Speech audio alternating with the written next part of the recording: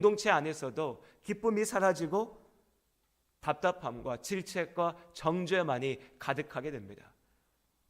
내가 나의 신앙을 지키기 위해서 기억해야 될 진리가 무엇인가? 우리 교회가 교회로 세워지기 위해서 기억하고 지켜야 될 본질이 무엇인가? 이것을 기억한 것이, 이것을 붙잡는 것이 우리가 예수님을 믿기 때문에 기쁘다라고 고백할 수 있는, 왜 내 삶이 기쁘지 않을까라고 하는 문제에 대해서 답할 수 있는 그 대답이 됩니다. 오늘 성경의 본문의 말씀에 보면 안디옥 교회에 처음 복음이 전해졌을 때 이 안디옥 교회 가운데는 기쁨이 가득했습니다. 우리가 앞서서 보았던 것처럼 예루살렘 초대교회에 넘쳤던 성령의 은혜 가운데 넘쳤던 기쁨이, 그 은혜가 이 안디옥에, 예루살렘에서 멀리 떨어져 있는 이 이방인들의 교회에도 가득했습니다.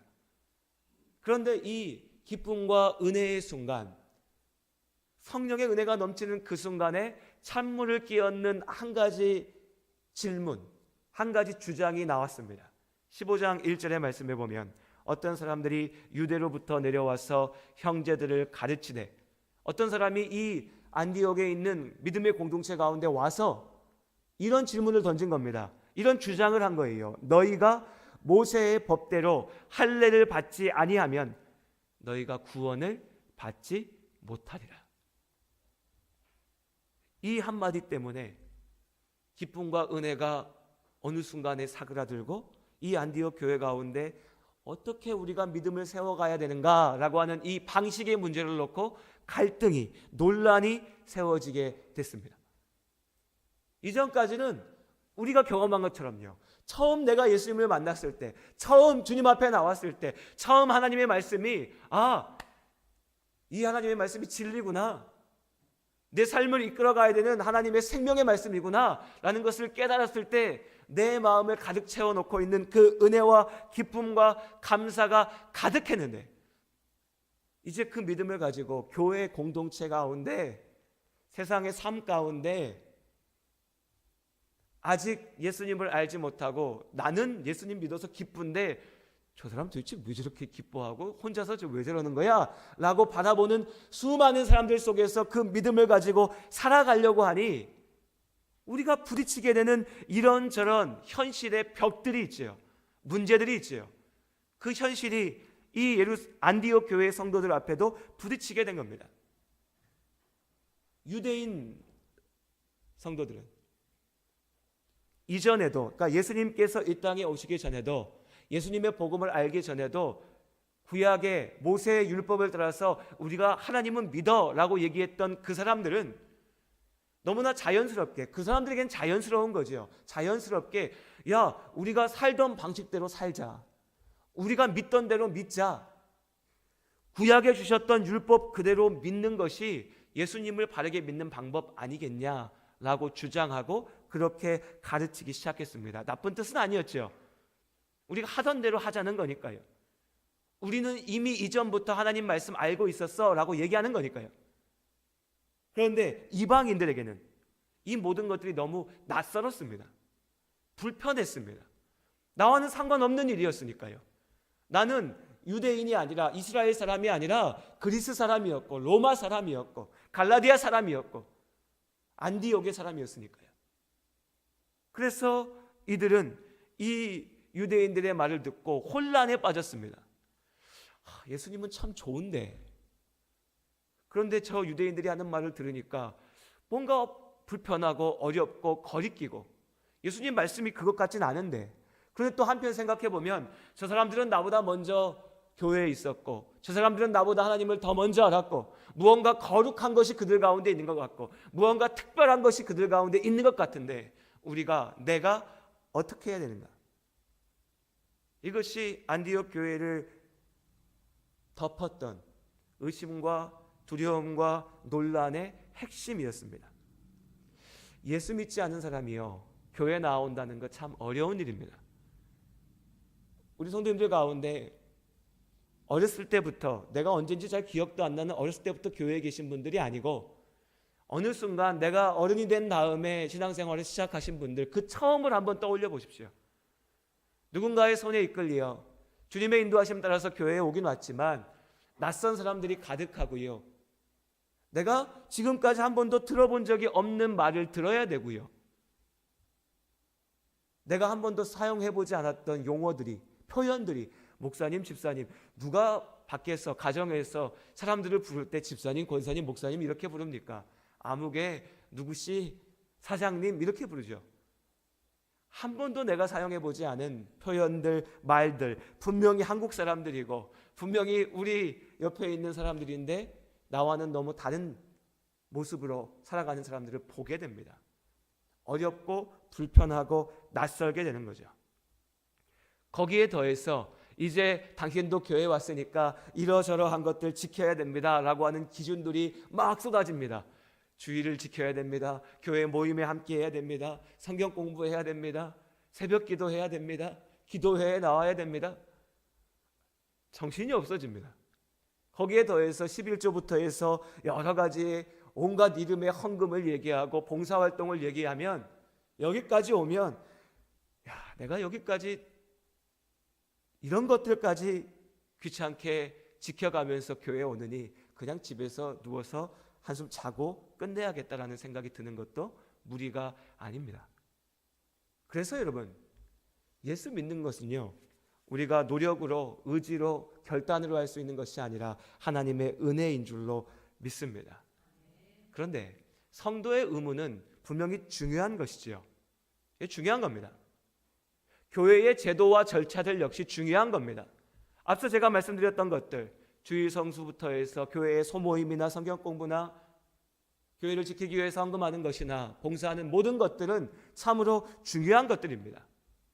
하지만요, 그것이 본질은 아닙니다. 그것이 우리가 하나님 앞으로 나아가는 이유가 아니고 목적이 아닙니다.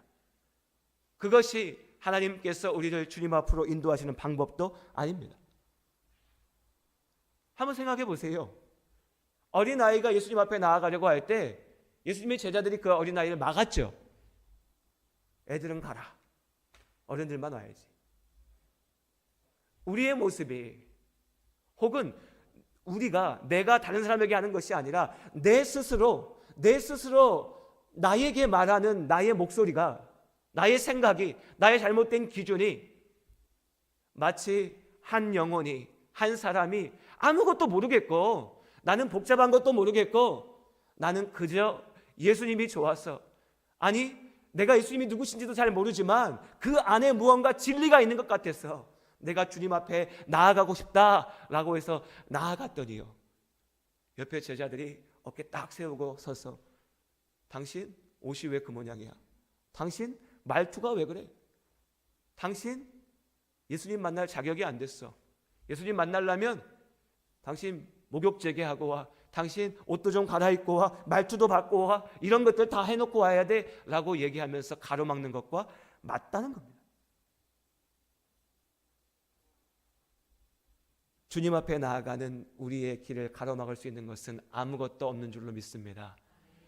예수님께서는 어떠한 벽으로도, 어떠한 것도 주님 앞에 나아가는 우리 앞에 두지 않으셨습니다. 그런데 우리가 왜 그 벽을 쌓아가야 되냐는 거죠. 이런 문제로 고민하는 우리 성도님들께 오늘 말씀을 가지고 두 가지를 권면해드리고 싶습니다. 먼저는요, 여러분 믿음의 우선순위를 바로 세우라는 것입니다. 마태복음 6장 33절에 우리가 다 아는 말씀이 있습니다. 너희는 먼저 그의 나라와 그의 의를 구하라. 아멘. 이 말씀 잘 모르세요? 우리 다 같이 한번 해볼까요? 뭐 안 찾아보셔도 아시겠죠? 제가 딱 읽은 만큼만요. 물론 6장 33절에 더 이어지는 말씀들이 있지만 제가 지금 말씀드린 이 부분만 같이 한번 고백해 보죠. 너희는 먼저 그의 나라와 그의 의를 구하라. 조금 자신이 없으세요? 내가 틀릴까 봐? 다시 한번, 이제는 아실 것 같으니까 큰 소리로 한번 고백해 보죠. 함께 고백합니다. 너희는 먼저 그의 나라와 그의 의를 구하라. 아멘. 여러분 왜 교회에 나오십니까? 왜 예배에 나오시나요? 왜 교회에 와서 이 시간에 앉아 계십니까? 복음의 진리를 위해서입니다. 예수님 만나기 위해서입니다. 예수님 말씀 듣기 위해서입니다. 다른 어떤 것이 아닙니다. 나를 사랑하시는 예수님의 그 사랑을 내가 일주일 세상 속에 나아가 살다 보니까 잊어버렸고 흐릿해졌고 상처받았고 아파지고 고통스러워졌으니까 다시 한번 그 말씀을 듣고 싶어서입니다. 예수님 만나고 싶어서 교회에 나온 겁니다. 이 진리 앞에서 우리가 좀 단순해질 필요가 있습니다. 난 예수가 좋다오. 우리 찬양도 있지 않습니까? 난 예수가 좋다오. 예수님이 좋아서 주님 앞에 나오는 겁니다. 어떤 분들은 내가 아직 예수님을 믿는 믿음이 온전히 세워지지도 않았는데 막 고민합니다. 목사님, 내가 교회 다니면 내가 헌금도 열심히 많이 해야 되잖아요. 내가 봉사활동도 많이 해야 되잖아요. 내가 교회에서 일도 많이 해야 되잖아요. 교회 와서 사람들도 많이 만나야 되잖아요. 내가 세상 나가서도 예수님 닮은 모습으로 살아야 되잖아요. 이게 너무 어려워요. 너무 복잡합니다. 그래서 난 예수 못 믿겠습니다. 예수님 그렇게 말씀한 적이 없으십니다. 예수님께서 하신 말씀은 내가 너희를 사랑한다입니다. 왜 걷지도 못하는 아이가 뛰려고 합니까? 왜 걷지도 못하는데 축구 선수처럼 무언가 멋진 것을 하려고 합니까? 왜 하나님께서는 아직 나를 통해서 하실 일들의 시작의 첫 발걸음도 떼지 않으셨는데 왜 나는 저 나중에 있을 일을 미리 염려하고 걱정하면서 혼자서 온갖 근심에 사로잡혀서 주님 앞에 나아가지 못한다라고 얘기합니까? 완전히 잘못된 겁니다. 교회의 어떤 제도들이, 교회의 어떤 모습들이, 관습들이, 교회에 나아갔더니 나보다 먼저 그 교회에 있었던 성도들이 나에게 던지는 이런저런 말들이 내가 주님 앞에 나아가는 길을 가로막는 걸림돌이 된다면 여러분 그런 말들 앞에 귀 닫으시기 바랍니다. 다 잊어버리십시오. 설령 그 뜻이 좋다 할지라도 나에게 그것이 주님 앞에 나아가는 걸림돌이 된다면 옆으로 잠시 치워놓으셔도 됩니다. 단 한 가지는 잊지 마십시오. 우리가 교회에 나온 이유, 우리가 지금 이 자리에 있는 이유는 예수님의 그 사랑을 경험하기 위해서입니다. 예수님이 나의 주인 되셨기 때문에 우리가 이 자리에 있는 줄로 믿습니다. 교회 가운데 상처받을 일들 있습니다. 실망할 일들 있습니다. 어떤 분들은요, 그냥 교회 왔는데 어떤 옆에 성도님이 한마디 툭 한 것 때문에 상처받아서 교회 못 간다라고도 얘기합니다. 그 성도의 말이 문제일까요? 내 마음의 중심이 문제일까요? 잘잘못을 따지기 전에 우리 이 원칙을 바로 세웠으면 좋겠습니다. 우리가 이 자리에 주님의 자녀로 고백하고 있는 이유는 내가 예수님을 사랑하기 때문에, 예수님께서 나를 사랑하시기 때문입니다. 그렇지만 동시에 또 이 말이 예수님을 핑계로 내 마음대로 해도 된다는 뜻은 아닙니다. 그래, 이제 목사님도 얘기했으니까 다 필요 없어. 우리 권사님이 권면해도 장로님이 얘기해도 난 다 필요 없어. 나 예수님 믿어. 나 예수님 참 좋아. 예수님도 나 사랑하셔. 이제 됐어. 난 이제 내 마음대로 신앙생활 할 거야. 이 뜻은 아니지요. 그래서 두 번째로 권면드리고 싶은 것은 이겁니다. 이제 우선순위를 바꾸셨다면, 내 우선순위가 주님의 나라와 그의 의를 구하는 것에 있다면, 예수님의 사랑을 그 사랑 가운데 거하는 것에 있다면, 이제 여러분 두 번째로 여러분의 질문을 좀 바꿔보십시오. 내가 신앙생활하면서 부딪히는 모든 질문 가운데 내가 던지는 질문을 바꿔보세요. 우린 보통 이렇게 질문합니다. 이거 내가 할 수 있을까? 이거 해서 내가 손해보지 않을까? 내가 이거 할 수 있는 자격이 될까? 내가 이 일을 할 수 있는 능력이 있을까? 혹은 반대로요. 내가 이거 하기 싫은데, 그래도 내가 교회 다니는데, 교회 출석한 지도 지금 몇 년이 됐는데 이거 해야 되지 않을까? 집사인데 이거 안 하면 눈치 보이지 않을까? 이렇게 질문합니다. 그러니까 하나님의 일이요, 내가 예수님을 믿기 때문에 해야 될 일들이 내 능력에 따라서, 내 조건에 따라서, 내 환경에 따라서, 혹은 다른 사람들의 시선에 따라서, 눈치 보는 것에 따라서 억지로, 의무로, 책임감으로, 이런 기준들을 가지고 하나님의 일을, 그리스도인의 삶을 살려고 하니까 예수 믿는 우리 가운데 기쁨이 넘치는 게 아니라 무거운 짐이 쌓여가게 되고 답답하게 되고 괴로워지게 되는 겁니다. 여러분 질문을 이렇게 바꾸시면 좋겠어요. 주님께서 기뻐하실까? 내가 이 일을 하면 하나님께서 기뻐하실까? 내가 이렇게 움직이면 하나님 보실 때 좋으실까? 예수님이 기뻐하실까? 교회의 일을 내가 감당할 자신은 없지만 내가 이 일을 했을 때 주님께서 기뻐하실까? 주님께서 기뻐하실까 질문하셨을 때 그러실 것 같다라고 답하신다면 여러분 그때가 여러분이 움직이셔야 할 때입니다. 내가 지금 잠깐 내 상황과 형편이 어려워서 못하고 있는데 이렇게 해도 주님께서 괜찮다고 하실까? 목사님이 괜찮다고 할까? 옆에 집사님이 괜찮다고 할까? 뭐라 하지 않을까? 이게 아니고요.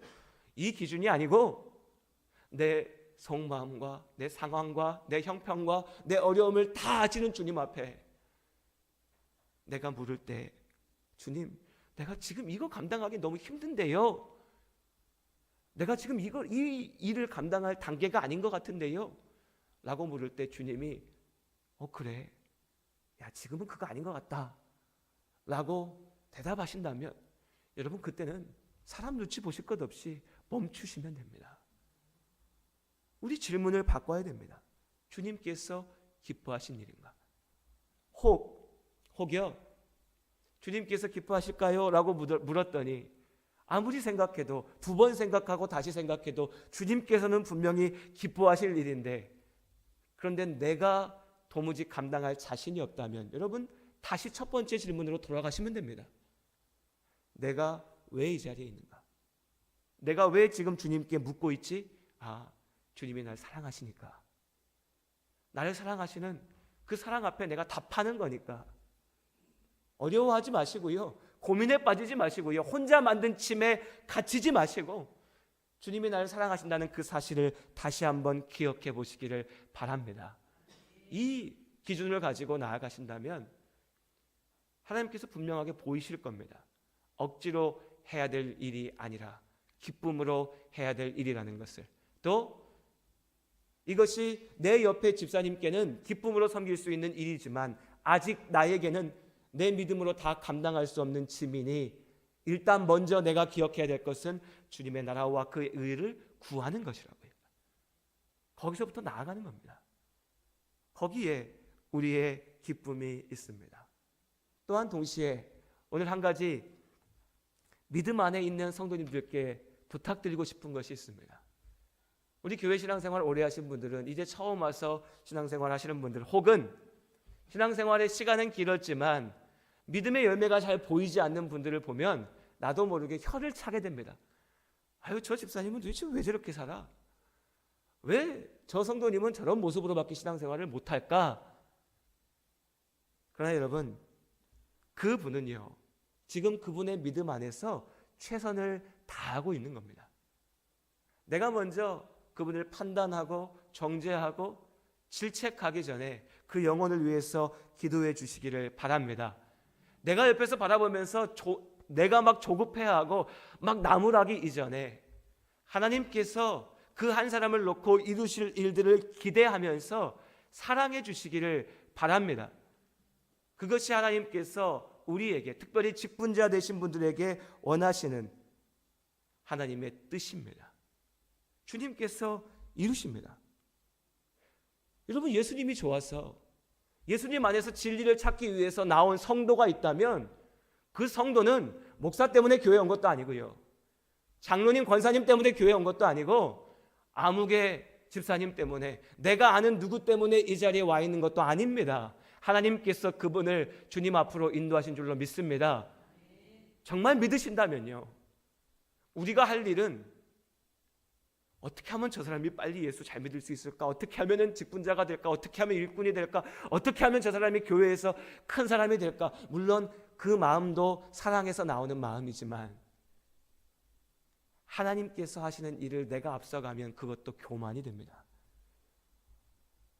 다른 사람을 볼 것이 아니라 내 안에서도 마찬가지입니다. 아까 드렸던 말씀이요.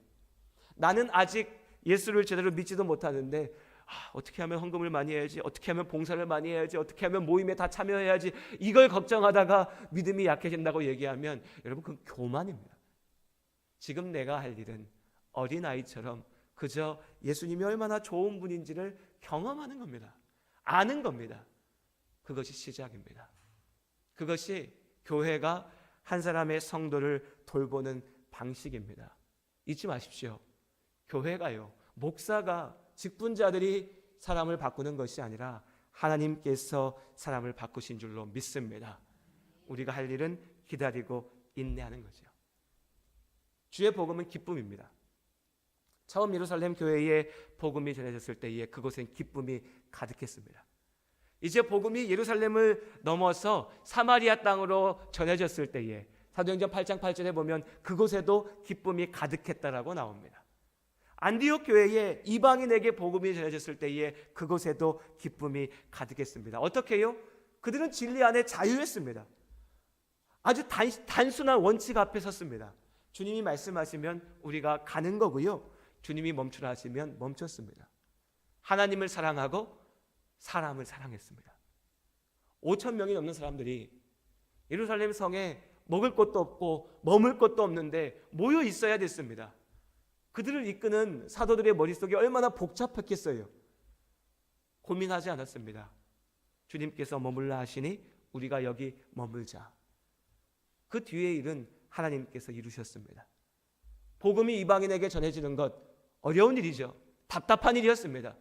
그러나 하나님께서 하시니 하나님께서 이루신 줄로 믿습니다. 오늘 안디옥 교회가 부딪힌 이 문제에 대해서 예루살렘 교회의 사도들이 내린 대답도 아주 명쾌하고 분명합니다. 그 중에서도 베드로의 고백이 진리를 분명하게 담고 있습니다. 우리 같이 한번 읽어보시죠. 8절부터 11절까지 말씀 한 절씩 읽겠습니다. 저와 여러분이 한 절씩 읽겠습니다. 또 마음을 아시는 하나님이 우리에게와 같이 그들에게도 성령을 주어 증언하시고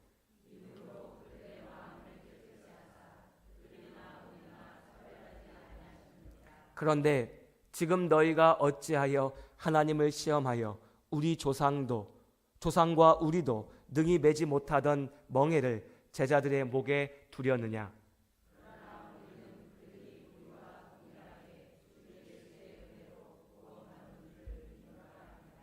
우리도 능히 매지 못하던 멍에를 제자들의 목에 두려느냐. 우리 교회 성도님은 아니시고요, 제가 아는 어떤 권사님이 다른 집 자식이 믿지 않는 가정의 자녀와 결혼하는 것을 두고 되게 뭐라고 하시는 것을 들었습니다.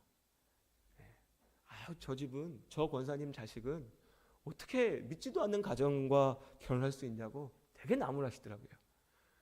물론 그 권사님의 말씀이 틀린 말은 아닙니다. 우리가 결혼이라고 하는 중요한 일을 결정할 때 하나님을 믿는 믿음이 그 가장 첫 번째 되는 기준이 되어야 됩니다. 그건 분명히 맞습니다. 그런데 문제가 어디서 생겼는지 아세요?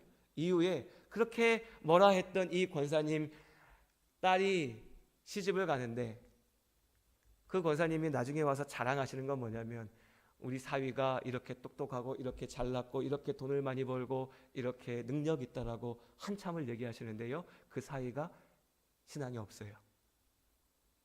예수 믿지 않아요. 믿을 생각도 별로 없어 보여요. 이게 뭡니까? 나도 감당하지 못할 것을 가지고 다른 사람을 공격해서는 안 되지요. 나도 이루지 못한 것을 가지고 다른 사람을 정죄하는 것은 합당하지 못합니다. 그러나 그렇게 죄인된 우리도 하나님 가운데 있을 수 있는 것은 11절 말씀에 오직 주 예수의 은혜입니다. 주 예수의 은혜 덕분에 우리가 구원받습니다. 그래서 예루살렘 교회에서 안디옥 교회에 보내는 답도 아주 단순했습니다. 우리 28절과 29절 말씀, 오늘 우리에게 주시는 말씀으로 기억하고 함께 읽겠습니다. 우리 한 절씩, 우리 다 같이 읽죠. 본문이 길지 않으니까요. 28절, 29절 함께 읽겠습니다. 성령과 우리는 이 요긴한 것들 외에는 아무 짐도 너희에게 지우지 아니하는 것이 옳은 줄 알았노니 우상의 제물과 피와 목매어 죽인 것과 음행을 멀리 할지니라. 이에 스스로 삼가면 잘 되리라. 평안함을 원하노라 하였더라. 아멘. 두 가지의 아주 단순한 기준입니다. 진리 외에는 짐을 지지 말라. 주의 진리만 기억해라. 그리고 성령 안에서 스스로 삼가라. 우리가 뭐라 기준을 얘기하지 않을 테니 당신들 또한 주님께서 은혜로 구원하신 교회니 그 은혜 가운데 스스로 삼가십시오. 그거면 충분합니다. 그리고 30절의 말씀에 보니까요, 이들이 이 말씀을 보고 기뻐했습니다. 이 위로가 안디옥 교회 성도들에게 기쁨이 됐습니다. 오늘 하나님께서 주신 이 말씀이 우리의 삶 속에 적용되기를 원합니다. 우리 삶 속에 기준이 되기 원합니다. 성도님들, 내가 권사인데 나도 이렇게 되지 않을까? 내가 집사인데 교회에서 이런 것들 해야 되지 않을까? 그것이 하나님께서 여러분의 마음에 주신 귀한 하나님의 뜻이라면, 그리고 여러분이 믿음으로 은혜로 순종하실 수 있다면 열심을 다해서 그렇게 하십시오. 하지만 체면 때문에 억지로 마지못해서라면 그 체면, 눈치, 억지로 하는 것 내려놓으시고요, 처음으로 돌아가십시오. 예수님이 나를 사랑하신다는 사실, 내가 예수님을 사랑한다는 그 사실로 돌아가시길 바랍니다. 거기서부터 나아가십시오. 자유하시기 바랍니다.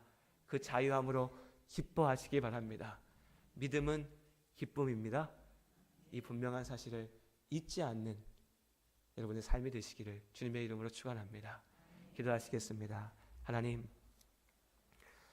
나를 구원하신 주님의 그 은혜는 우리에게 기쁨이 되어야 되지만 우리는 그 복음의 단순한 진리를 잊어버리고 내가 만들어 놓은 기준과 교회가 만들어 놓은 원칙과 관습들 가운데 답답해하고 괴로워하고 어려워할 때가 참 많이 있습니다. 하나님, 그러나 그 모든 때에 우리가 먼저 주님의 은혜를, 그 사랑을 기억하게 하여 주시옵소서. 우리 가운데 함께 하시는 성령 하나님의 인도하심을 간구하도록 하여 주시옵소서. 우리 모든 성도님들 진리 안에 자유케 하시고 날마다의 신앙생활이 의무와 책임에 사로잡혀 답답해하고 괴로워하는 시간이 아니라 주님과 동행함으로, 주님과 함께함으로 주의 사랑 안에 기뻐하고 즐거워하고 아버지 주님 안에 위로받는 시간 될 수 있도록 인도하여 주시옵소서. 우리 예담교회 가운데에도 주의 진리만이 가득할 수 있게 하시고 사랑만이 넘치게 하시고 온전히 성령의 인도하심 따라 나아가는 우리 교회가 될 수 있도록 하나님께서 함께하여